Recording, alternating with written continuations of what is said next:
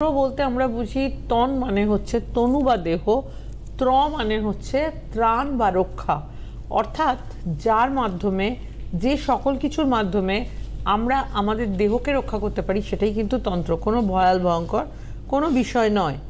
এবং সমস্ত রকম মানে আমাদের জীবনে যা কিছু অশুভত্ব, সেই অশুভত্ব থেকে যাতে আমরা রক্ষা করতে পারি নিজেদেরকে, সেটাই কিন্তু তন্ত্র। দেখুন, বহু সময় জীবনে অনেক রকমের অশুভ গ্রহের প্রভাব আসে, অশুভ ঘটনার প্রভাব আসে।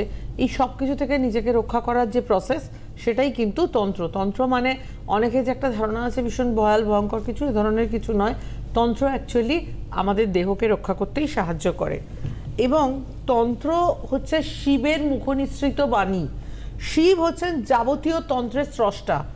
যাবতীয় তন্ত্রের স্রষ্টা হচ্ছেন শিব, এবং শিবের মুখনিসৃত বাণী হচ্ছে তন্ত্র। শব্দ, শাস্ত্র বলছে শব্দ হলো ব্রহ্ম, আর মন্ত্র হলো শব্দের সমষ্টি, অর্থাৎ ব্রহ্মের সমষ্টি। শিব হচ্ছেন পরমায়ুদাতা। সকল প্রকার গ্রহদোষ প্রশমিত হয় শিবের তন্ত্রক্রিয়ায়।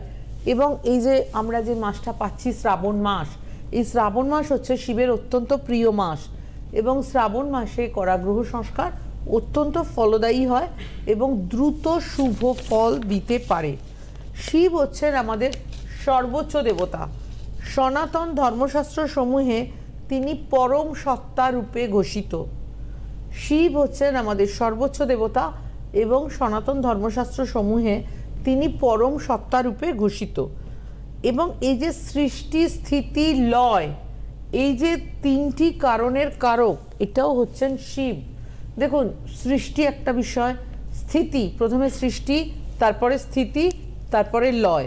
অর্থাৎ সৃষ্টি হলো, পালন হলো, ধ্বংস হলো। এই তিনটি বিষয়ের কারণের, তিনটি কারণের কারকই কিন্তু শিব। শিবকে আমাদের সর্বোচ্চ দেবতা বলে মনে করা হয়। এবং শিবের পক্ষে আমাদের হরোস্কোপের, বিশেষ করে আমাদের হরোস্কোপের যা কিছু নেগেটিভিটি, যা কিছু অশুভত্ব, আমরা যদি শিবের পায়ে নির্দিষ্ট প্রসেসে সমর্পণ করতে পারি, সেটাই কিন্তু গ্রহ সংস্কার। নির্দিষ্ট প্রসেস আছে, এটা নয় যে শুধু আমি ডাকছি এটাই কিন্তু এনাফ নয়। যখন আপনি আপনার জন্মগত হরোস্কোপের ঊর্ধ্বে উঠতে চাইছেন, তখন অবশ্যই কিন্তু তার জন্য নির্দিষ্ট প্রসেসে তাকে ডাকতে হবে।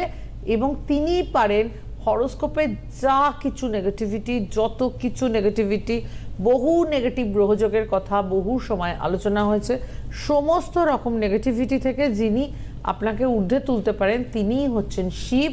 এবং শিবকে একজন সর্বোচ্চ দেবতা বলে মনে করা হয়।